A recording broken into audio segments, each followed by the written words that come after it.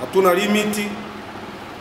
Tunahitaji vijana waendelee kuwa wengi, kwa sababu huu ni umoja wa vijana wa mjini wenye lengo zuri. Lengo la kwanza ni kuwakutanisha vijana wa vyama vyote na wasio na vyama, lakini hatutaendesha umoja huu kwa itikadi za chama chochote. Hatutaendesha umoja huu kisiasa, kwa sababu tayari kwenye vyama vyetu huko tuna sehemu za kufanyia umoja wa kisiasa. Kwa mfano, Chama cha Mapinduzi kina umoja wa vijana, jumuiya ya umoja wa vijana wa Chama cha Mapinduzi.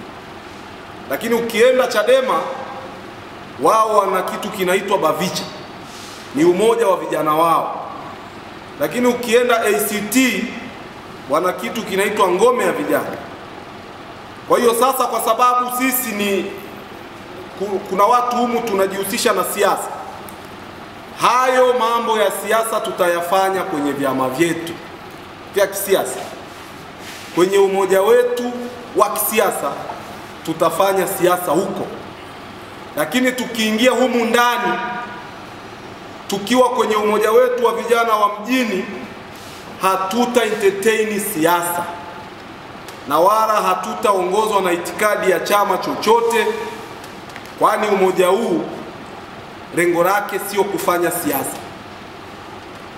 Ingawa tayari nimeshaona kwenye mitandao ya kijamii huko na pia kwa maneno ya watu wanasema kwamba hili swala lina mlengo wa kisiasa, labda tumejipanga kumnadi mtu fulani au tumejipanga ili watiania waje watuone. Kama wao watakuja kwa mapenzi yao, lakini sio malengo ya huu umoja. Na kama watakuja, hatutawaruhusu kuja kwa staili hizo wanazokuja. Si malengo ya huu umoja. Huu umoja malengo yake, kwanza huu umoja historia yake kwa ufupi sana, ulianza kwenye msiba wa mama yake ndugu yetu Kisumu, ambaye tumemzika nafikiri hata wiki 2 au 3 hazijaisha. Sasa pale tulikabana kama vijana, na kwa bahati nzuri wengi waliokuwa pale waliotoa shilingi ngapi zao wako hapa. Kwa tulikabana kama vijana, tukafanikisha lile swala la kumstiri mama yetu. Vijana wakapenda hiki kitu, wakasema kwa nini tusiwe na umoja wetu. Kwa umoja huu ulianzishwa kwa staili hiyo, na kwa bahati nzuri au mbaya nikapewa mwenyekiti pale, nikaanza kuitwa mwenyekiti wa umoja wa vijana wa mjini. Lakini ndugu zangu, jina mlilonipa limeniletea shida sana. Jina mlilonipa limeniletea shida sana kwenye anga za kisiasa, limeniletea shida sana. Watu wameanza kuona ninataka kupoka mamlaka yao, lakini pia vile watu wameanza kutafsiri hili jambo kwa mabaya, wakati ni jambo jema kabisa. Kwa hiyo mimi ninaomba baada ya kukutana huku tutapanga, kwa sababu vijana ni wengi, tutapanga namna ya kupata uongozi utakaoendesha umoja huu, na si kukaimishana. Tutafanya uchaguzi wa huru na haki kabisa ili tupate viongozi wetu. Sio lazima niwe mimi, lakini yeyote atakayechaguliwa na wana umoja huu atakuwa kiongozi wetu, atauongoza umoja wetu. Kwa mimi ninakaimu tu aka nafasi ka mwenyekiti wa umoja wa vijana wa mjini, lakini tutakubaliana sisi wenyewe namna tutakavyowapata viongozi wetu wa kutuongoza. Sasa kama kuna mtu yoyote anafikiria, sababu kuna maswali mengi kwamba lengo lake ni nini, mimi kwa haraka nilikuwa na wajibu lengo lake ni kuwakutanisha vijana. Sasa vijana wakishakutana wataongeza malengo, kwa sababu si kitu yangu hii ni organi ambayo imeanzishwa na vijana wenyewe. Sasa siwezi kusema malengo ni yapi, pengine nikasema malengo ambayo vijana hawatayapenda. Kwa hiyo ninasubiri vijana waje waseme wenyewe malengo ya huu umoja ni nini, ili ambalo tutaliona linaweza kutusaidia kama vijana tutaliweka kwenye malengo yetu, lakini lile ambalo tutaona halina mlengo sawa litakuja kutuvuruga huko mbele, tutaachana nao. Kwa hiyo umoja huu ni wa kwenu, si wa kwangu mimi. Kwa namna ya kipekee niseme ni wa kwetu, mimi na ninyi. Hawa niliowaita hapa mbele, wengine msije mkajisikia vibaya, sio uongozi. Niliowaita hapa mbele kidogo na wao wana historia. Tulivyotengeneza hiki kitu tulishirikiana sana na Saidi. Bwana Saidi tulikuwa naye pale mpaka maji yalizidi. Kisumo alikuwa amepewa maji mengi, akatushauri twende tukapunguze hayo maji.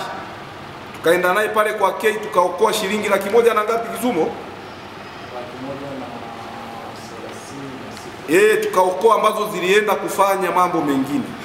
Lakini pia na yeye baada ya kuona vijana wameuhitaji huu umoja, tukashirikiana naye, tukamfuata ofisini kwake pale, tukazungumza naye na yeye akapenda, akaomba kujiunga na sisi.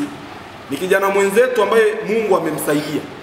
Atatueleza umuhimu kwenye huu umoja, hata kama si leo yeye alifanikiwaje mpaka kufika hapo alipofika, kwa sababu na sisi tunatamani kufika hapo alipofika.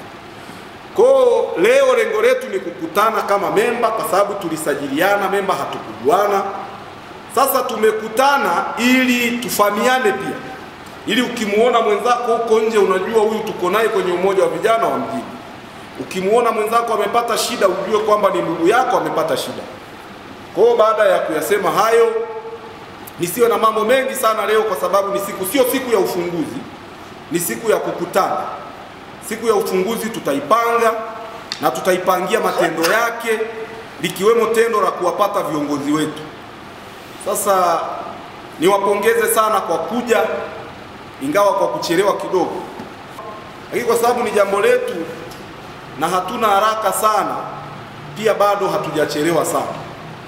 Baada ya kuyasema hayo, kipekee kabisa nimsimamishe Saidi Chambili ili na yeye aweze kusema 1-2 ili tuendelee na mambo mengine. Karibu.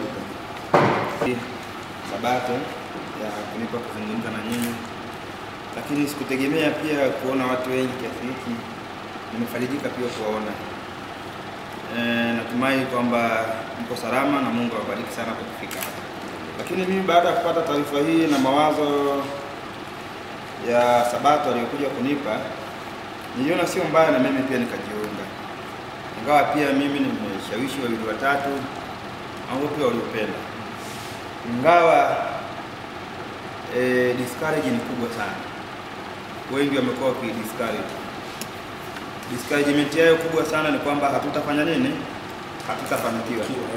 Kwa maana ya kwamba wanaona kwamba kuna vikundi vingine au makundi mengine yameanzishwa ya namna hii na ya kufika mbali, yamefeli. Kwa hiyo sisi tukiwapa nafasi, na maana tutakuwa tumefeli. Na maana hatutakiwi kuwapa nafasi ya kufeli. Malengo na maono ya umoja huu yakiwa yameanzishwa na mwanzilishi Sabato, yeye atatupa brief ya kwamba ni nini ambacho anataraji sisi tushiriki naye ili kuunda huu umoja, ukawa umoja wa kweli, usiwe umoja wa baada ya miezi 2-3 ukafanya nini, ukapotea. Lakini naamini tunaweza tukafanikiwa, kwa sababu Tarime imekuwa ina historia nzuri sana ya kuanzisha haya makundi na yanaendelea kudumu mpaka leo yakiwepo. Kwa hiyo sioni kama sisi pia tunaweza tukafeli, kwa sababu kama makundi kama Jambo Tarime na mengine yanafanikiwa, kwa nini sisi tufeli? Kwa hiyo ninaamini hivyo, lakini tunachohitaji muhimu zaidi ni umoja, mshikamano. Sababu malengo core value ya hili kundi la vijana wa mjini ilikuwa ni kuunganisha vijana wote wenye itikadi tofauti, itikadi za kisiasa hizo tofauti, zenye mlengo wa kulia kwa maana ya Chama cha Mapinduzi, zenye mlengo wa kushoto kwa maana wa vyama vya upinzani, kwamba humu tukutane wote, wale wa bendera ya kijani, wale wa bendera nyeupe na nyekundu, bendera ya zambarau na bendera zingine, kwamba tunakaa wote kwa pamoja tukiwa na malengo ya aina moja kama vijana wa Tarime, bila kuangalia itikadi zetu za vyama, bila kuangalia itikadi zetu za dini, bila kuangalia itikadi zetu za kipato, lakini tunakutana wote kwa pamoja kujadili bila kuonyesha kwamba huyu ni chama fulani, huyu ni dini fulani, ama huyu ana kipato fulani. Hapana, wote tunapokuwa kwa pamoja, ina maana tunataka kuwa na malengo sawa na yanayofanana, na hii pia itatupa muda wa sisi wenyewe kujadili. Naamini kwamba kuna watu inawezekana hapa ndani ya mioyo wameona hichi kitu wakaona hakitafanikiwa, lakini mimi niwatie moyo, kwa sababu tulivyoanza chini tutakavyofika, kuna wengine wataachia huko njiani wataondoka, lakini kuna wengine watakuja wapya na wataingia pia. Kwa hiyo kitu muhimu sana ambacho mimi nawashukuru na nawapenda, na mengi ya kuzungumza, lakini kwa sababu ya muda, labda kama nitapata tena muda mwingine baadaye, lakini tukipata viongozi, wale viongozi wetu, vikundi vingi sana vinakufa kwa sababu ya ubadhirifu na ufisadi. Kwa maana ya kwamba tukishaanzisha umoja, tukapata vifandi kidogo, vifedha vikaanza kuingia, kwa sababu Msweden ni signatory, wakamweka na Kisumu signatory, zimeingia milioni 3-5 pale, wanajikata pembeni, wanajadili, nyewe mnakuja kustukia milioni 4 haipo. Pale ndipo tunapoanza kufanya nini? Kutawanyika. Lakini tukiwa na umoja ambao utajali maslahi ya kikundi, sababu sasa ni umoja wa vijana, na vijana ni kuanzia umri wa miaka 18 mpaka 45 kwa mujibu wa chama, si ndio? Na hata kwa mujibu wa serikali nadhani 45 ndio ukomo wa vijana. Kwa hiyo 18 to 45 humo wote tutakuwa mmoja. Wale ambao watapenda tutajiunga, lakini tuna barabara ngumu, wala sio nyepesi. Wala tusijidai kwamba tutakuwa na barabara nyepesi sana. Huo ndio ukweli. Tuna barabara ngumu sana ya kupita kwa miezi kadhaa, hata mwaka, hata miaka, ili kikundi kufanya nini? Kisimame na tuweze kuona yale matunda ya kikundi. Lakini tupige moyo konde, tujikaze. Sio njia rahisi, lakini humu naamini ndio itakuwa njia ya kufungua milango mingi sana ya sisi kwenye fursa na mambo mengine. Ingawa tukiweka mambo mengine kando, tukiweka fitna, tukiweka chuki, tukiweka rambe, yani tukawa moja, tukawa na determination yetu sisi wenyewe kwamba tunataka kwenda wapi, tukafocus na yale mambo tunayohitaji sisi, tutafika mbali. Lakini tukishakuwa kama vijana wengi wa mjini walivyo, tutafeli, wa wengi wataondoka. Sasa kufeli kwetu tutategemeana na ugumu au imara wa uongozi, kwamba hata tukibaki watano tuna Mungu wao. Sio tukibaki watano sasa tunaona tena hatuwezi kuendelea, tunafanya nini? Tunavunja. Kwa hiyo nawashukuru sana kwa kuja na asanteni sana.